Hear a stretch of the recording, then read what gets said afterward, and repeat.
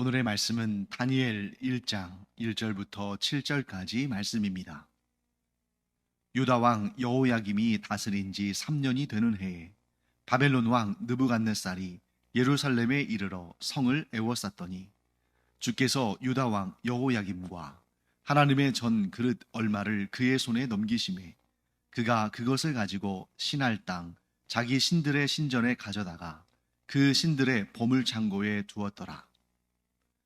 왕이 환관장 아스부나스에게 말하여 이스라엘 자손 중에서 왕족과 귀족 몇 사람, 곧 흠이 없고 용모가 아름다우며 모든 지혜를 통찰하며 지식에 통달하며 학문에 익숙하여 왕궁에 설 만한 소년을 데려오게 하였고 그들에게 갈대아 사람의 학문과 언어를 가르치게 하였고 또 왕이 지정하여 그들에게 왕의 음식과 그가 마시는 포도주에서 날마다 쓸 것을 주어 3년을 기르게 하였으니 그 후에 그들은 왕 앞에 서게 될 것이더라.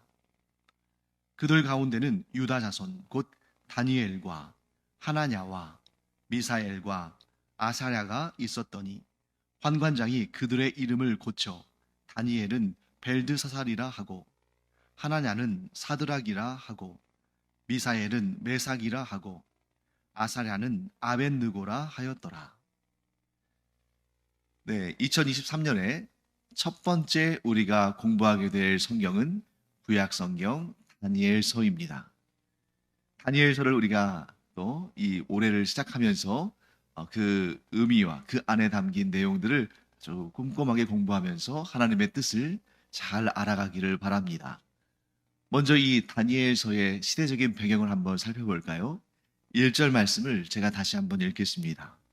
유다 왕 여호야김이 다스린 지 3년이 되는 해에 바벨론 왕 느부갓네살이 예루살렘에 이르러 성을 에워쌌더니, 자, 여호야김이 이스라엘을 다스린 지, 정확히 말하면 남유다 왕국이죠.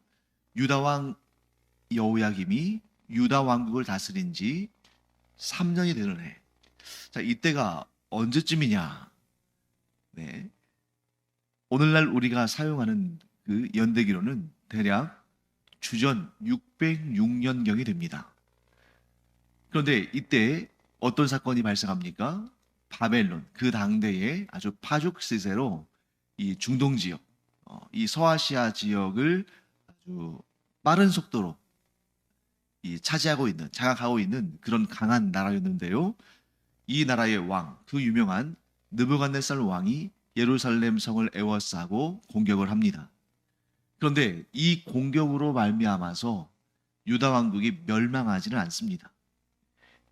지금 나오는 사람이 여호야김 왕이잖아요. 그 이후에 여호야긴 그리고 시드기야, 이렇게 두 명의 왕이 더 통치를 하기 때문에 지금 이 주전 606년에 바벨론의 느부갓네살 왕이 와서 공격한 이 일로 상당히 타격을 받긴 했지만, 그래서 여호야김 왕을 비롯해서 이 유다 왕국의 또 왕족과 귀족들, 엘리트들이 많이 포로로 끌려갔지만, 그리고 그 중에는 또 다니엘과 그 세 친구들도 있었죠. 그리고 성전의 기물 가운데의 일부를 약탈해 갔지만, 그럼에도 불구하고 유다 왕국은 멸망하지는 않습니다. 그리고 이때로부터 대략 한 20년쯤이 지나야 이제 유다 왕국이 바벨론에 의해서 멸망을 당하게 되는 것입니다. 자, 2절 말씀 또 볼까요? 주께서 유다 왕 여호야김과 하나님의 전 그릇 얼마를 그의 손에 넘기심에 그가 그것을 가지고 신할 땅 자기 신들의 신전에 가져다가 그 신들의 보물 창고에 두었더라. 네, 여기에서 먼저 단어 하나를 좀 보겠습니다. 하나님의 전 그릇 얼마를 그의 손에 넘기심에, 이런 내용이 나오죠. 즉 느부갓네살 왕이 성전의 그릇 중에 일부를 가져갔다, 약탈했다, 이렇게 우리가 볼 수 있는 것인데요. 여기에서 하나님의 전 그릇이라고 말할 때에 이 그릇이라고 번역한 이 단어, 이 히브리어 단어는 캐리라는 단어입니다. 캐리.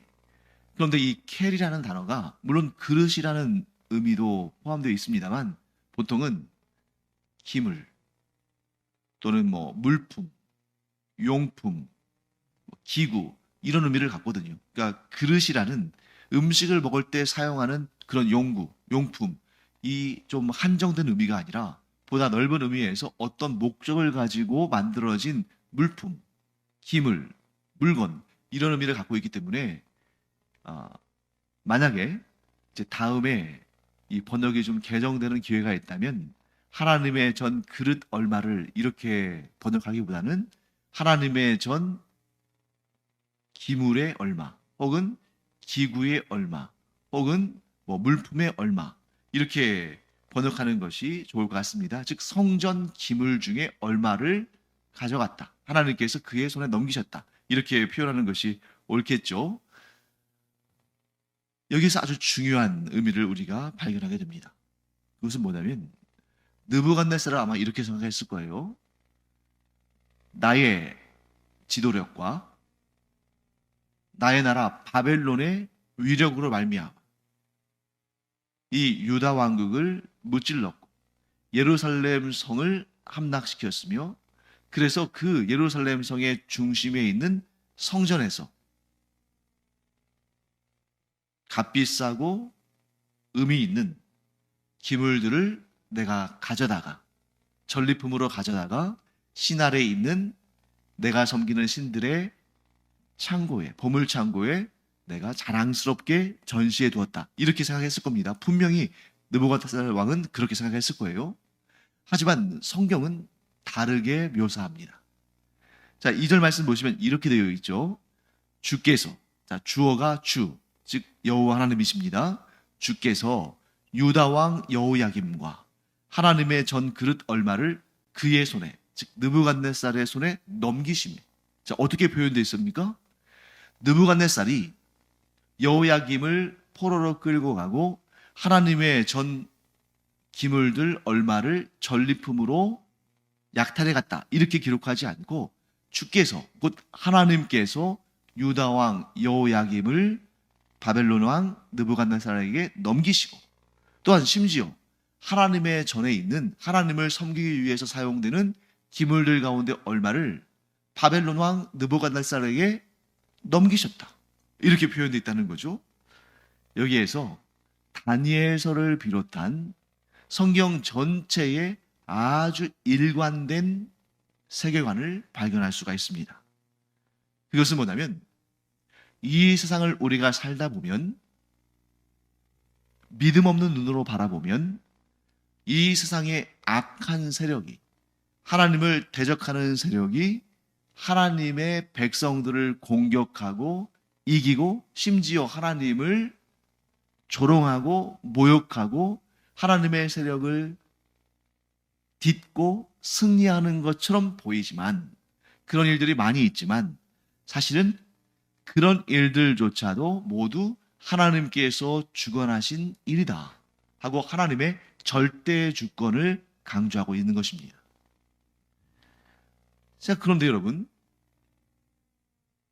겉으로 보면 세상의 악한 세력, 곧 하나님을 대적하는 세력이 하나님의 세력을 이기는 것처럼 보일 때가 많잖아요. 그런데 여기에서 우리가 이 사실을 잘 알아야 됩니다. 만일 하나님께서 이스라엘 민족만의 하나님이시라면 우리가 이렇게 방금 제가 말씀드린 그런 내용들을 성경에서 찾거나 이 세상에서 우리가 보게 될 때 이해되지 않는 일 투성입니다. 하나님께서 이스라엘만의 하나님이시라면.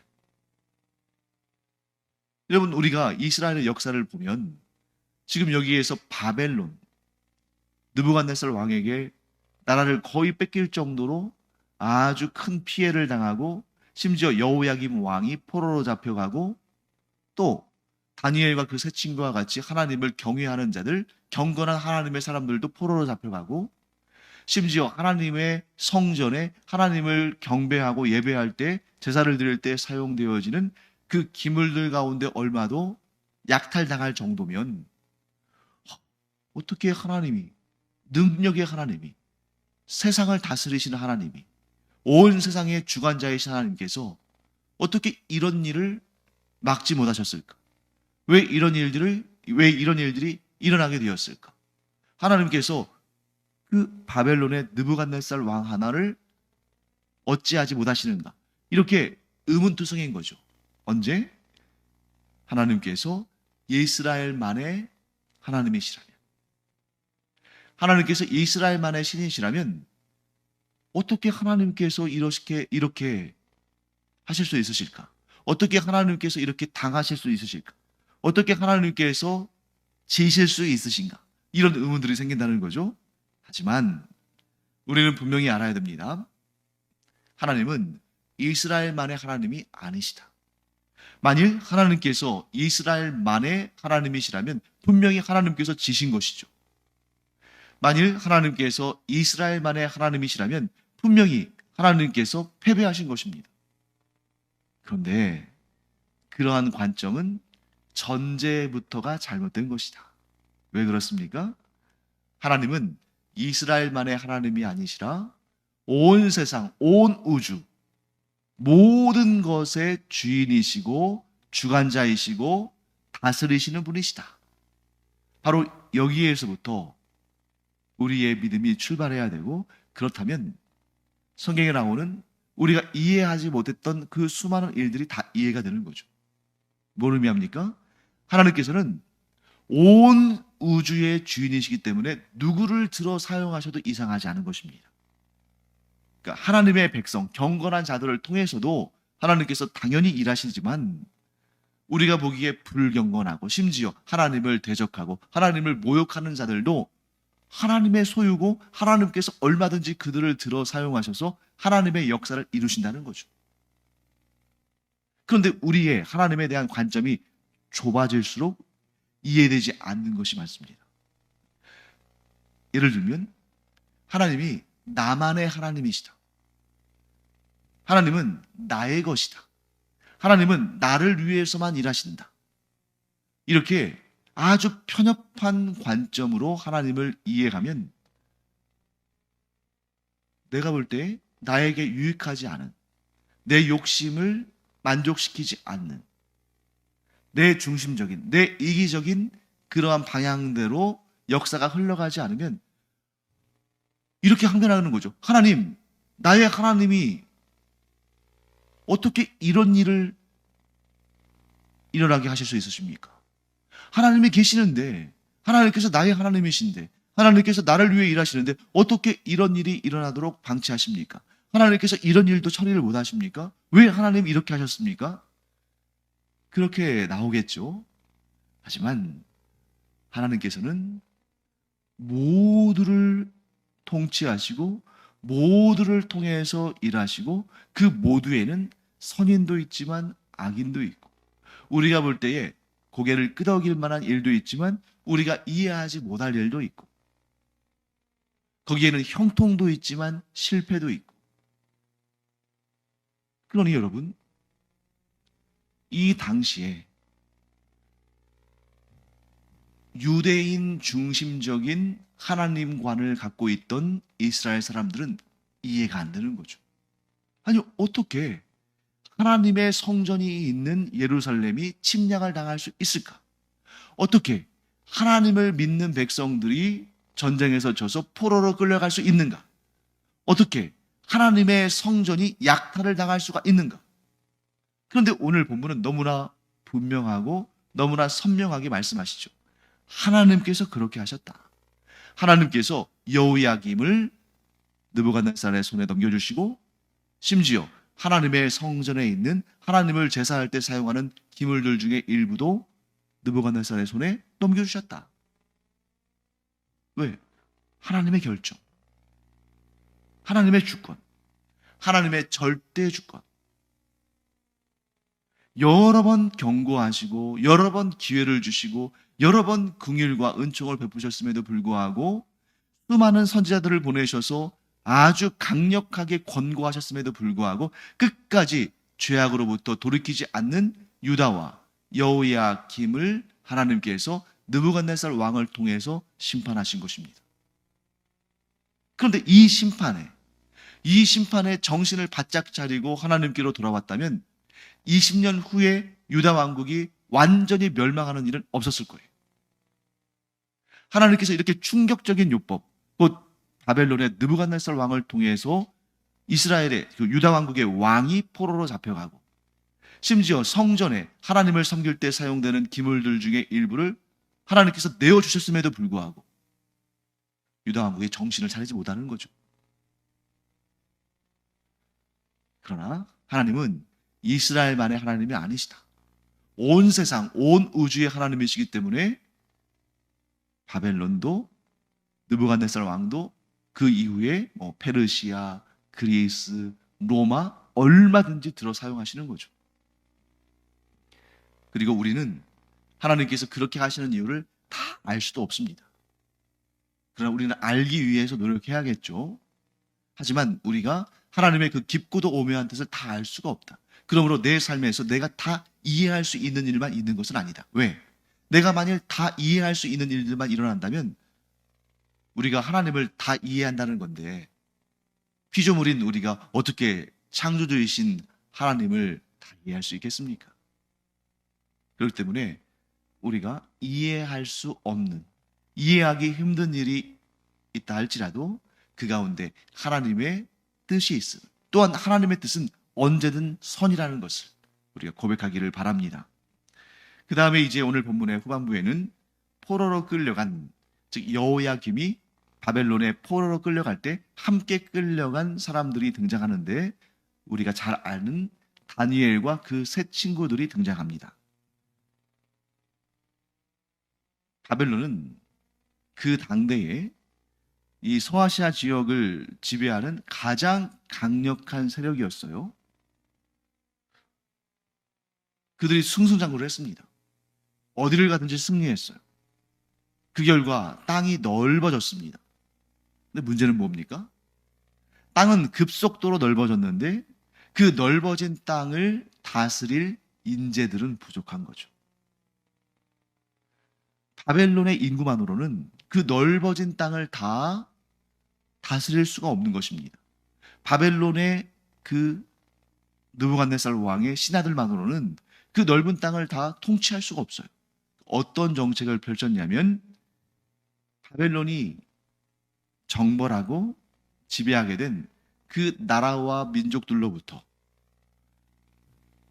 아주 신분이 높은, 그러니까 왕족들 혹은 귀족들, 그리고 그들 가운데서도 아주 뛰어난 자들을 데려다가 그들을 교육시켜서 각 지역의 바벨론 왕에게, 또 바벨론 제국에 충성하는 그러한 지도자들로 세우는 그런 정책을 펼쳤습니다. 그런데 이런 정책은 양날의 칼인 거죠. 잘 사용하면 아주 좋은 무기가 되지만 잘못되면 자신을 공격하는 그러한 무기가 될 수도 있는 거죠. 그렇기 때문에 무엇이 중요했냐면 교육이 중요했습니다. 그래서 일단 정복한 나라의 왕족들과 귀족들 가운데 뛰어난 자들을 바벨론의 왕도, 수도로 데리고 옵니다. 그들은 일종의 볼모가 된 거나 마찬가지예요. 인질처럼. 왜? 그 정복한 나라의 왕족이나 귀족들 중에서 뛰어난 사람들을 데려왔으니까 그 나라에 남아있는 사람들이 반란을 일으키거나 폭동을 일으키면 이 왕족과 귀족들 가운데에 이 바벨론으로 끌려온 사람들이 처형을 당할 수가 있겠죠. 그러니까 함부로 반란을 일으키지 못하는 그런 기능도 있었습니다. 거기에다가 이들을 어떻게 교육을 시켜요? 바벨론화 시킨다는 거죠. 그래서 오늘 본문의 말씀을 보면 이런 내용이 나옵니다. 4절 말씀 보시면 갈대아 사람의 학문과 언어를 가르치게 했다. 여기서 갈대아는 어디를 의미하냐면 유프라테스 강과 티그리스 강 사이에 있는 지역, 우리가 잘 알고 있는 이 고대의 문명 발상지 중에 하나인 메소포타미아 지역. 이 메소포타미아 지역은 오늘날로는 시리아, 이라크, 이란, 아주 유서 깊은 문명의 지역이죠. 그 지역을 의미하는데 바벨론이 그 가운데 특히 이 이라크를 중심으로 자리를 차지하고 있었기 때문에 이 갈대아 지역에 해당하는 것입니다. 그러니까 이들을 갈대아의 학문과 그 앞서 나간 고대의 메소포타미아 문명에서부터 쭉 이어지는 그 높은 수준의 학문과 갈대아의 언어, 이것은 아카드어라고 하는데요. 이 바벨론의 언어를 가르침으로써 이들이 가장 세계에서 강력한 나라인 바벨론에 동화되는, 그래서 바벨론의 외국인 이민자요, 외국 출신 엘리트 관료들로 양성하는 것입니다. 그렇게 해서 그 넓은 지역을 다스리게 한 거죠. 그래서 그 후보들 가운데 누가 들어간 것입니까? 유다 땅에서 끌고 온 다니엘과 그의 세 친구. 이름이 어떻게 됩니까? 6절에 나오죠. 다니엘, 하나냐, 미사엘, 아사랴. 이 네 명이 그 후보군에 들어가서 이제 교육을 3년간 받게 됩니다. 그렇게 해서 3년간 왕이 내려주는 음식과 음료를 먹고 또 이 갈대아의 그 아주 높은 수준의 학문과 언어를 배우고 그런 기본적인 교육을 3년간 한 다음에 이제 왕 앞에 서서 경합을 해서 그 가운데 가장 뛰어난 자들이 왕의 참모들, 왕의 신하들이 되는 것이죠. 그런데 이 왕궁의 교육생으로 선발되는 데는 그냥 되는 것이 아닙니다. 아주 엄격한 기준이 있었어요. 그 엄격한 기준에는 세 가지가 있습니다. 자, 왜 이런 엄격한 기준이 필요하냐면 바벨론의 정복지, 즉 바벨론에 의해서 정복당한 나라와 민족들이 굉장히 많거든요. 그 많은 나라에서 왕족과 귀족들 가운데에 얼마나 또 엘리트들이 많겠습니까? 근데 그들 중에서도 최고의 레벨에 속한 사람들을 뽑는다는 거죠. 세 가지 기준 뭐냐? 첫 번째, 신분입니다. 제일 먼저 이 신분이 중요해요. 이 신분에 해당하지 않으면 탈락이에요. 어떤 신분입니까? 각 나라와 민족의 왕족이거나 최소한 귀족이어야 한다. 아마도 다니엘과 그 세 친구들은 귀족에 속한 걸로 인정받고 이제 끌려간 거겠죠.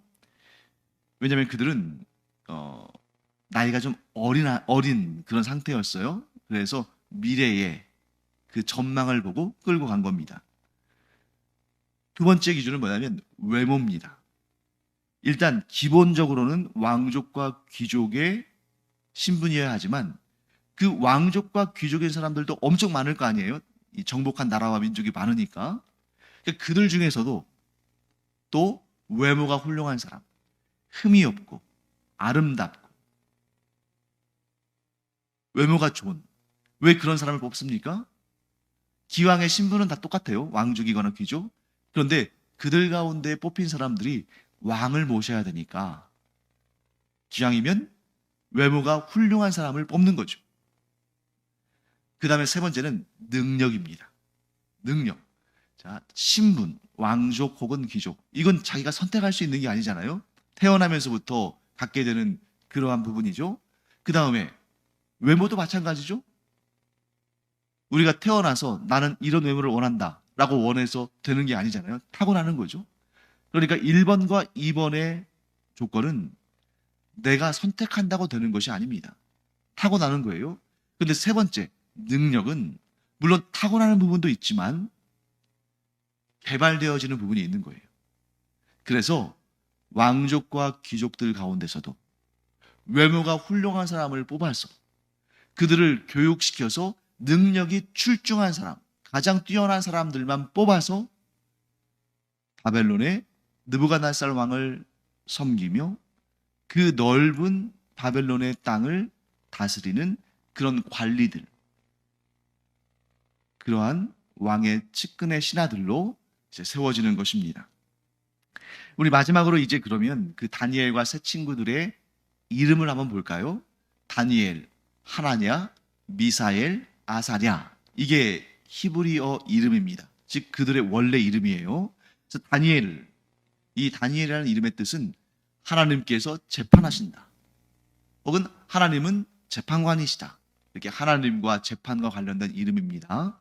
즉 하나님께서 판단하시는 거죠. 누가 옳은지, 누가 잘못됐는지. 그 다음에 하나냐는 다니엘, 하나냐, 미사엘, 아사랴. 이 이름들의 공통점을 여러분 아시겠습니까? 다니엘, 그리고 미사엘. 여기는 끝이 엘로 끝났죠. 끝이 엘로 끝난 이름은 이스라엘에 그런 이름들 많은데 하나님이란 단어가 들어간 것입니다. 엘. 엘이 하나님을 의미하는 거니까요. 그 다음에 하나냐, 아사랴. 하나냐는 냐로 끝나고 아사랴는 랴로 끝나는 것처럼 보이지만 사실은 둘 다 야로 끝난 겁니다. 야. 하난야, 아살야 이렇게 야로 끝나는 거예요. 야로 끝나는 단어는 여호와를 지칭하는 겁니다. 하나님은 보통 명사로 쓰인 신을 의미하는 것이고 여호와는 이스라엘의 하나님의 고유 명사로서의 이름이죠. 그래서 다니엘과 미사엘은 그 이름 속에 하나님이라는 단어가 포함되어 있는 것이고 하나냐와 아사랴 같은 경우는 그 이름에 여호와의 그 이름, 즉 하나님의 이름인 여호와, 이 여호와라는 단어가 포함되어 있는 거예요. 그래서 다니엘, 하나님은 재판하신다. 하나님은 재판관이시다. 하나냐, 여호와는 자비로우시다. 미사엘, 하나님은 최고이시다. 누가 하나님과 같은가 이런 뜻이거든요. 그러니까 하나님은 최고이시다. 아사랴, 여호와께서 도우셨다. 이렇게 다분히 여호와 하나님을 섬기는 자들의 전형적인 이름을 가지고 있습니다. 그런데 이 이름을 환관장, 곧 느부갓네살의 가장 측근의 신하죠. 이 환관장이 이름을 바꿔버려요. 어떻게 바꾸냐면 다니엘은 벨드사살, 하나냐는 사드락으로, 미사엘은 메삭으로, 아사랴는 아벳느고로. 왜 이렇게 바꿨을까? 아마도 제 생각에는 뭐 거기에 대해서는 학자들마다 의견이 분분하겠습니다만 뭐 깊이 생각하고 바꾼 것 같진 않아요. 마치 뭐와 같냐면 영어를 쓰는 외국인이 우리나라에 왔을 때 우리나라 사람들이 그 사람들 이름 부르는 게 어렵잖아요. 발음 그대로 부르는 게. 그래서 한국식 이름으로 바꿀 때가 많습니다. 예를 들면 여호수아, 영어식으로 하면 조슈아잖아요. 근데 그 한국말로는 조수아 뭐 이런 식으로 한다든지, 존, 이 헬라어로 요한 했을 때 이 요한을 또 영어에서는 존 이러잖아요. 그래서 또 이것을 한자로 요한 또는 요한 이렇게 쓴다든지 우리 스타일로 좀 바꾸는 경우들이 있죠. 그러니까 다니엘, 엘자가 들어가니까 그들의 신들 가운데 벨이라는 신이 있는데 벨 비슷한 것 같으니까 벨드사살.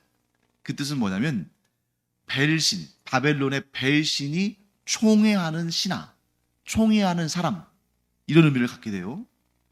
하나냐는 사드락으로 바꾸는데 이것은 왕의 큰 서기관 이런 의미를 가지고 있고, 미사엘은 메삭, 발음이 비슷하잖아요. 미사엘, 메삭, 왕의 손님 이런 뜻을 가지고 있고요. 아사랴는 아벳느고, 이것도 아라는 발음 때문에 그렇게 연결시킨 것 같은데 아벳느고, 아벳느고는 이 느고는 이제 느보에서 나온 말로 보여지는데요. 느보는 바벨론의 신들 가운데 하나입니다. 다신이니까요. 느보의 종, 느보의 신하 이런 의미예요. 그러니까 전부 이름을 바벨론식으로 벨드사살, 벨신, 아벳느고, 느보신 이렇게 자신들의 신들이나 혹은 왕의 신하 뭐 이런 식, 왕의 손님 이런 식으로 느부갓네살 왕이나 바벨론의 신들을 포함한 이름으로 바꿔버립니다. 그러면 우리는 조금 의아할 수 있어요. 이제 이 본문 다음에 내일 우리가 보게 될 본문에 이제 그런 내용이 나오는데 다니엘과 그 세 친구가 왕으로부터 주어지는 음식, 특히 고기와 술을 거부하잖아요. 그리고 채식을 하겠다고 하죠. 그 이유는 채식이 좋아서가 아니라 우상신에게 바쳐졌던 그런 고기나 술 같은 것을 먹지 않겠다는 그러한 의미가 포함되어 있죠. 그런데 왜 자신들의 이름을 이 바벨론식으로, 그것도 바벨론 신들의 이름과 바벨론 왕의 소유라는 의미를 담아놨는데 그 이름에 대해서는 저항하지 않았을까? 왜 그들이 바벨론식 이름에 대해서 저항한 내용이 없을까? 그것은 여러분 복잡하게 생각할 수도 있습니다만 간단하게 생각하면 이렇게 말할 수 있어요. 자신들은 여전히 다니엘, 하사랴, 미사엘, 아사랴, 다니엘, 하나냐, 미사엘, 아사랴 이렇게 스스로 부른 거예요. 그런데 이 이름이라는 것이 내가 내 이름은 잘 안 부르지 않습니까? 자기 자신은 자신들이 하나님을 찬양하는 그 이름으로 여전히 그대로예요. 내 이름은 그대로예요. 그런데 이 바벨론 사람들이 자신들이 부르기 편한 이름으로 바벨론 말로 이름을 불러요. 내가 원해서 이름 바꾼 거 아닙니다. 그리고 내가 그 이름을 달라고 한 것도 아니에요. 그들이 편할 대로 그렇게 이름을 바꿔서 부른 것입니다. 그러니까 이것은 하나님 앞에 죄가 되는 것이 아니죠. 만일 이 다니엘과 그 세 친구가 기왕에 이 바벨론에 왔으니까 우리가 이 바벨론에 충성하고 여기에서 이름을 떨치고 우리가 출세하기 위해서 이름을 좀 바꾸자, 이랬다면 하나님께서 아주 책망하셨겠죠. 하지만 그들은 그런 의도가 전혀 없었습니다. 그저 바벨론의 환관장과 바벨론 사람들이 자신들이 부르기 편한 이름으로 그들의 이름을 바꿨을 뿐이에요. 여기에 대해서 하나님께서 다니엘과 그 세 친구들을 책망하지 않으셨다. 우리 그렇게 이해할 수가 있습니다. 그리고 그 다음에 이어지는 내용 우리가 또 내일 살펴보도록 하겠습니다. 기도하겠습니다. 하나님, 다니엘과 그 세 친구들에 대해서 저희들이 이 시간 함께 살펴보았습니다. 특별히 오늘 하나님은 이스라엘만의 하나님이 아니라 온 세계, 온 우주를 주관하시는 주권자시요 유일한 하나님이심을 이 말씀을 통해서 보게 됩니다. 저희가 하나님께서 모든 것의 주인이시라는 것을, 그래서 그 누구도 그 무엇도 다 들어 사용하시는 분이시라는 것을 알므로 이 세상에서 이해되지 못했던 부분들에 답을 얻기를 원합니다. 하나님을 나만의 하나님, 믿는 자들만의 하나님으로 여기면 이 세상에 이 수많은 일들이 이해가 되지 않는 경우가 많습니다만, 하나님은 온 세상, 온 우주의 하나님이시므로 우리가 다 이해하지 못한다 할지라도 하나님께서 하나님의 그 선하신 역사를 위하여 모든 것을 들어 사용하실 줄을 믿습니다. 2023년 올 한 해도 하나님께서 온 세상 모든 것들의 주인이심을 선포하고, 그러므로 하나님만 섬기며 하나님께서 행하실 놀라운 일들을 기대하며 그 놀라운 일들을 보게 되는 복된 해로 주님께서 삼아 주시옵소서. 감사드리며 예수님의 이름으로 축복하며 기도합니다. 아멘. 기도하는 시간입니다. 우리가 기도하는 대상인 하나님은 일부만 취하시는 분이 아니라 온 세상 온 우주 모두를 취하시고 다스리시고 역사하시는 분이시죠. 그렇기 때문에 하나님께서는 이루시지 못하실 일이 하나도 없습니다. 우리의 기도가 하나님의 뜻에 합당하기만 하다면 하나님께서는 언제든지 얼마든지 이루시는 분이시죠. 이 믿음을 가지고 우리의 기도를 하나님께 올려드릴 때 우리가 하나님의 마음에 합당한 그런 기도로 아름다운 열매를 맺기를 축원합니다. 기도하겠습니다.